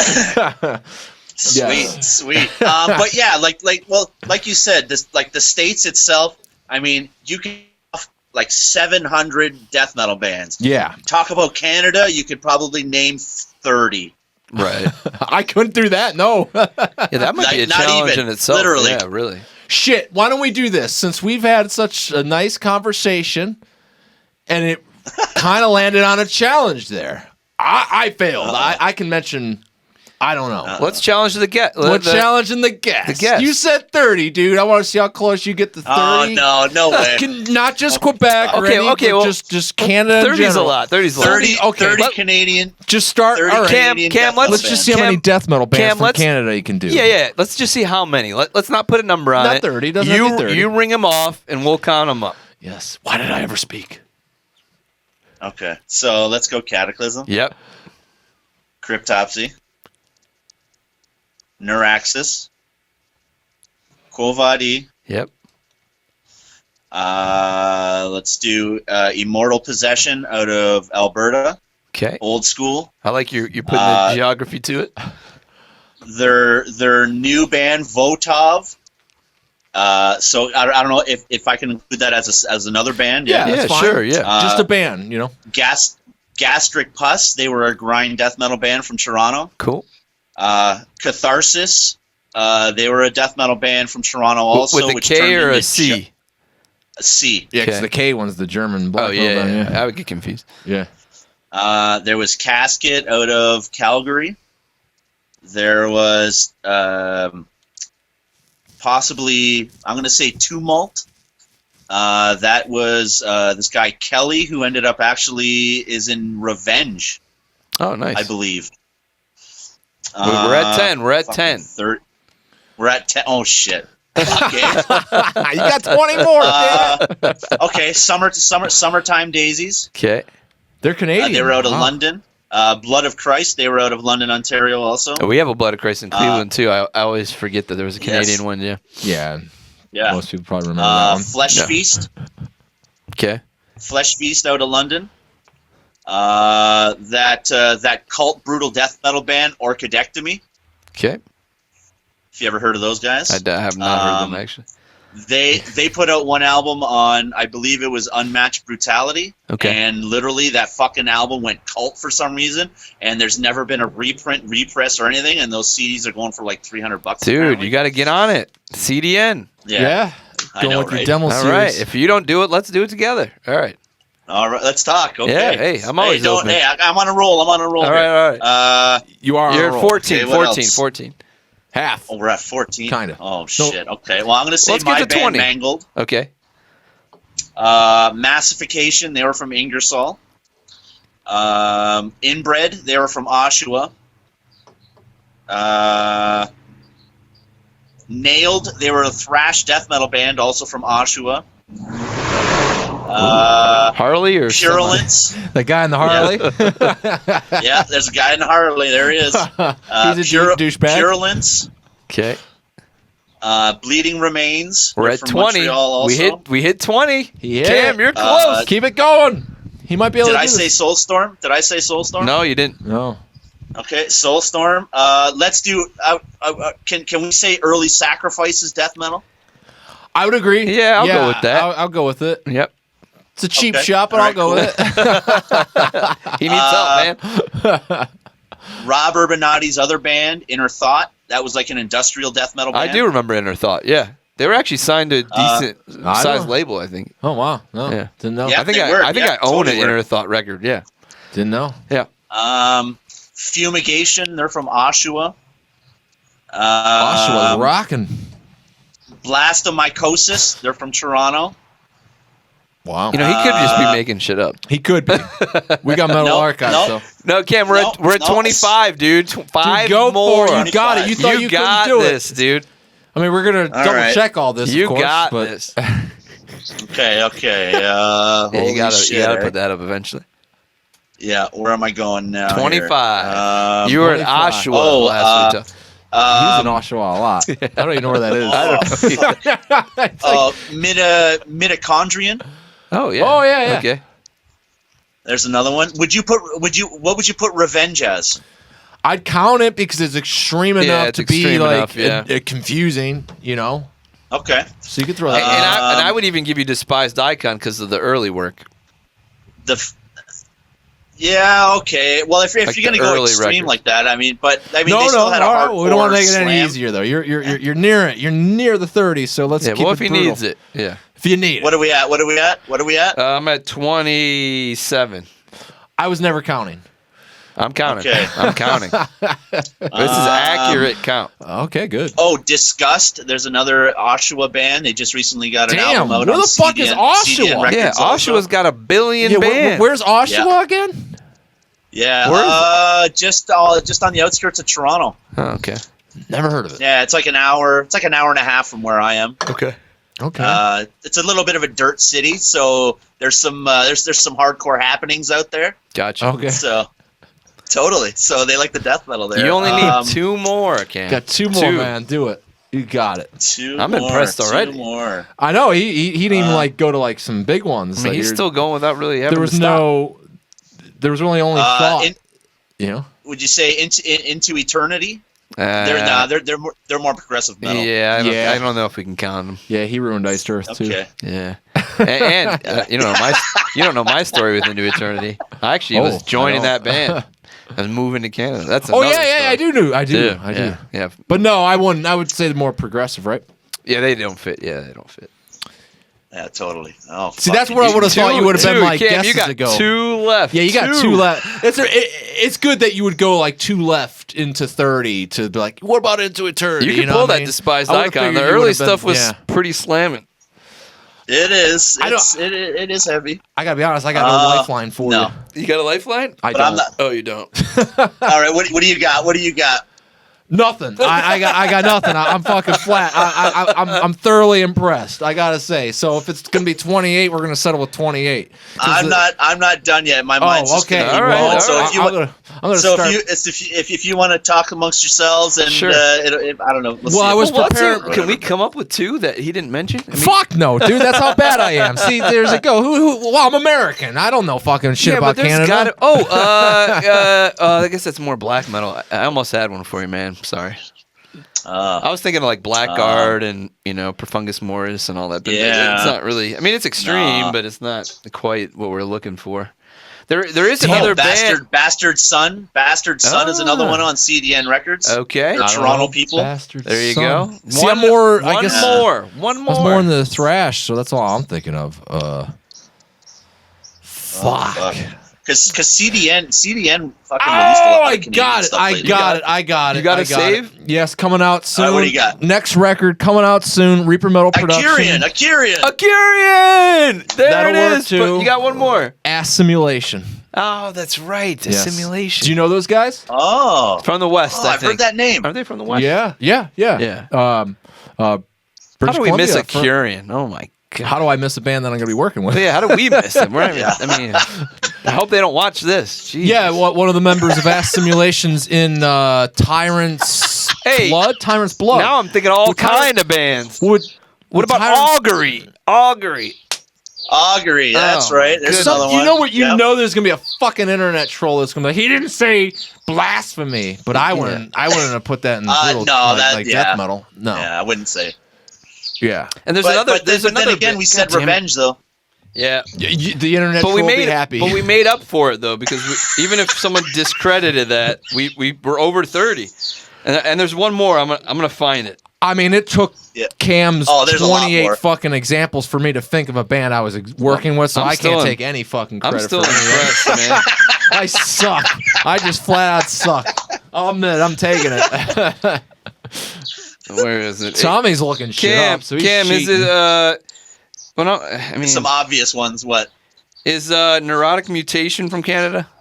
Yes, they're from Montreal. Too, Perfect. There's another one. All That's right. right. So Necrotic we're over Mutation. 30. That's Possible. right. We're See, about there it 33, is. 35. But it gets obscure, and that's kind I of. mean, does. half of the ones he said, I had no fucking Me clue. neither. Oshawa. Yeah. We don't even know where Oshawa is. And that's the thing, right? I mean, everybody Yeah, can name, handfuls of Americans, but you can't name handfuls of Canadians. right. No, that's the brilliance of being American. You could just disregard the whole world, Yeah. and they all Pretty know everything about you. They Yeah. know like your fucking all your presidents. Where you're like, Who? Canada has Yeah. presidents? No, I don't know. Yeah.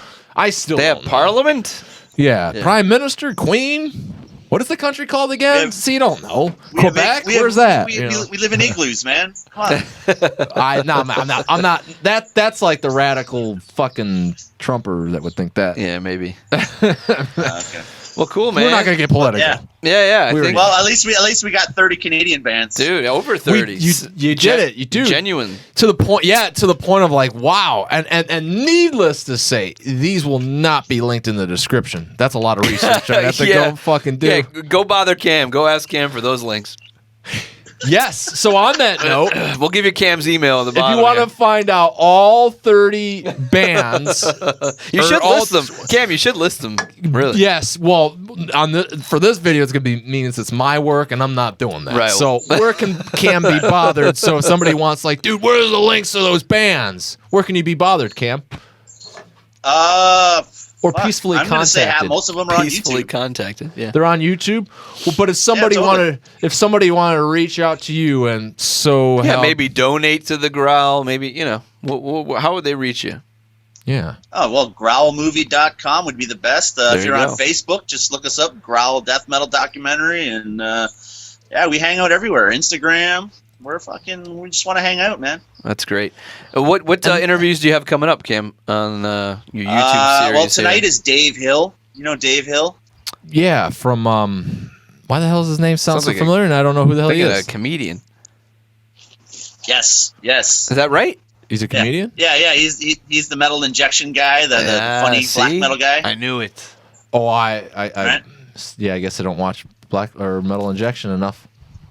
Yeah. Well, hey, Or at all. sucks to be you. Yeah, you're losing. What do you You're mean? losing. The last time I looked at Metal Injection, it was like Carcass has a new album, Surgical CD, Corey Taylor from Slipknot. This is like, I'm done with this site. Carcass and Corey Taylor in the same sentence? What? But no, yeah, this Dave Hill guy, I think his videos are hilarious. Like he works with, he does some of that shit with. Is he the Phil Phil Anselmo guy? also. Yes, the grasshopper thing. Yeah. I've seen that. Exactly, Yeah, it's pretty good. It's pretty funny, man. Yeah, it's good. I don't know. It's pretty cool. And his one band, Painted Doll, which he's in with Rupert from Autopsy, right? Oh wow. So okay.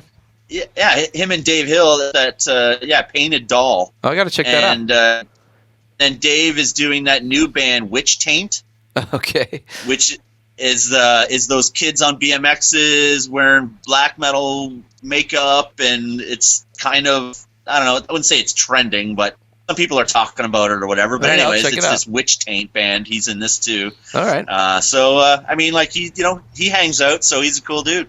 Awesome. Cool, man. Well, I'll be looking forward to more interviews for sure.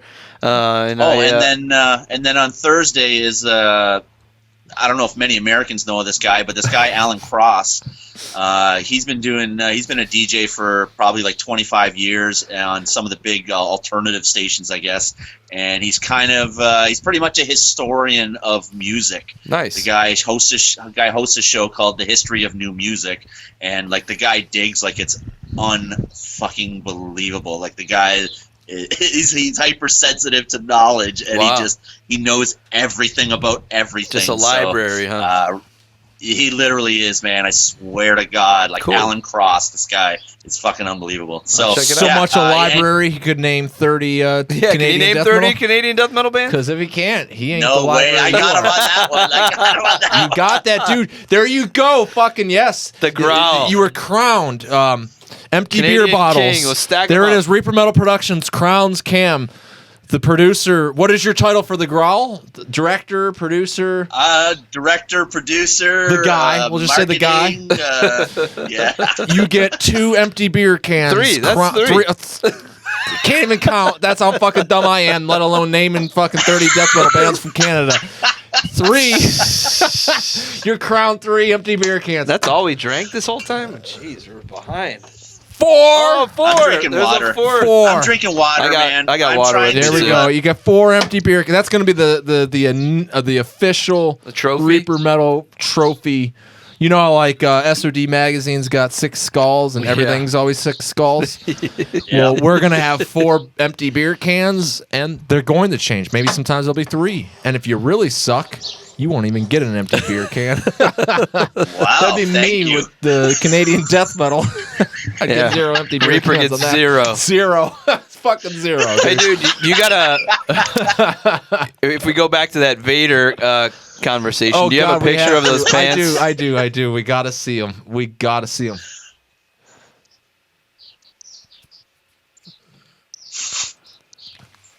Where are they at? All right. Oh, you're good. Now Yeah, those. there they are. What's going on here? No, you can't I know, see it. Yeah. We were finding them. We wanted you to be able to see the beauty of these. That's what was going on. How are we gonna get Cam able to see this? Dude, I honestly weigh think it. that was one of the exact The pairs. ones with the skulls, Cam. They had all of them. I pulled up a picture, Cam, of all those pants with the straps and all this shit. right, the Vader and, pants. And the thing of it is so it's cut off at the waist down, and I don't even need to see the guy that's modeling this to know that this guy's a bona fide jackass. Because he's not in Vader and he's wearing those pants. Yeah, Vader got the pass, but you know. if you're in, I do dude. feel bad. We should have said something. So Well, if you're responsible for Ultimate Incantation, yeah, go ahead. do wear what those you want. pants. Yeah, that's kind of where we were at. But if you're do just some what you want. schmo shopping at Hot Topic, go fuck yourself. Yeah. You can't. Yeah, name- like Vader. Man, they loved it, man. I don't know if they had a personal shopper or something, and maybe they were just stuck. That's all they had. They were very I mean, misinformed. I do not know what happened, but it would be a good story, though. I would like to know. It was. That would have been a good actually question to ask Travis from Cattle to Cap. What was up with Vader in those pants back in 2007? Do you think you know? Serious, man. He would remember that for sure. We got a lot of value out of this video. We found out about 30 death metal bands from Canada. Yeah, I mean that was really impressive. Really, I'm off really the top impressed. of his head too. You know, it wasn't like he was and looking at the internet. No, I mean he cranked through them. Yeah, that would be a guy that you would want him to make you a video about the Growl. Yeah, he'd be a candidate for 100%. 4 beer cans worth. 4 empty beer cans. Yeah, wow. full. That's a little bit of a stretch. You're gonna have to name at least 40 to get 1 and 3 empties. Well, needless to say, we have had a long time and a good hangout here during our virus. That we got to get back at this. You know, someone's gonna get mad at us. We're gonna get back. All this. What the fuck is this doing, by the way, other than blocking my voice? It's protecting you from me. It's protecting me from you. That's what it's doing. Yeah. Not the reverse. Well, they don't want people to blow each other. Yeah, right. when that sign comes, then you're really fucked. Literally. No blowing in public. Like, I didn't know people were. It's like at a park that you take your kid to. Like, fuck. I learned way too much about this park. I'm telling you, this thing's going to bring out a lot of characteristics you never knew about people. The Growl. Is there any tentative date for this to be hitting? Not at all. Not at all. I love the honesty right out the gate. Well, we're working. No. None at all. Well, like you said, so September you're wrapping up all the interviews and then going to the cutting room. I was hoping to be done by September at least. Yeah, totally. Because we have enough cash banked right now to do the travels that we need. Good. Right now, like the most important. And yeah, so we'll see. I mean, if all this shit ends up ending soon, then bam, like we were supposed to start heading on the road actually in the next couple weeks. Right. So yeah, that's not really happening right now. All right. Unfortunately. So like I said, man, we have no date, and then when the editing comes in, it's kind of still obviously on our own time, because if any of the places that were interested, like they said before, distributing it, they're just waiting till it's done, right? So we don't get it. There's no cuts or nothing until the product is finished, right? And then they'll buy the rights off you, kind of thing. Right. And then that's unfortunately how we're working it. Yeah. Okay. Well, the Growl, there's something to anticipate and be excited about. Maybe not so much for your COVID season, but at some point in time. And from a man that can name 30, 28, we'll give him 30. No, there was about 35 at the end of it. A man that can seamlessly hit 30 and above death metal bands from Canada, that would be the guy to watch this movie. So you know it's definitely got some good facts and things that you would expect for a movie like that. And everything else that we admittedly won't be linking because there's that much work. If you found something that you're curious about, though, do yourself a favor. It's 2020 and go fucking search it out for yourself. Don't rely on us. And otherwise, you can rely on us. And what other producer do I got? Yeah, I got one more thing. Cam, is there any more perks left if anyone wants to support what you're doing? Where would they go? We always have shirts for sale. Okay. Always have shirts for sale. Is Indiegogo still live?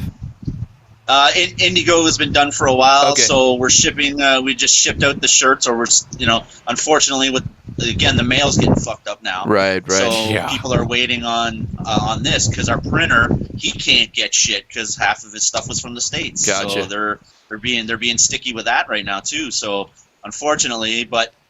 Whoever's watching, if anybody is, their shirts are getting shipped. They're in order to go. Cool. But you can go on the website and the Facebook page, and bam, you can go buy a bunch of shirts right there. Perfect. Awesome. And obviously buying the demos and shit and supporting CDN because they're just being a huge hand in helping all this go. Awesome. Cool. Yeah, for sure. Well, 4 cans. And you guys. I can't forget you guys. Oh, yeah. 4 empty beer cans awarded to the Growl. So keep it the highest bestowed honor given to anybody on this channel. The first, really. The first. I better see those when I come and visit you then. Oh, we'll save them for you. They'll be at all. They'll still have my Stacked. germs and one. You know, I might test out positive for COVID germs right there. Here's Start a new outbreak in Canada. Yes, keep the outbreak going. That's gonna be your. See, that's why you don't blow anybody. You can't blow anybody. You gotta put that on. There you go.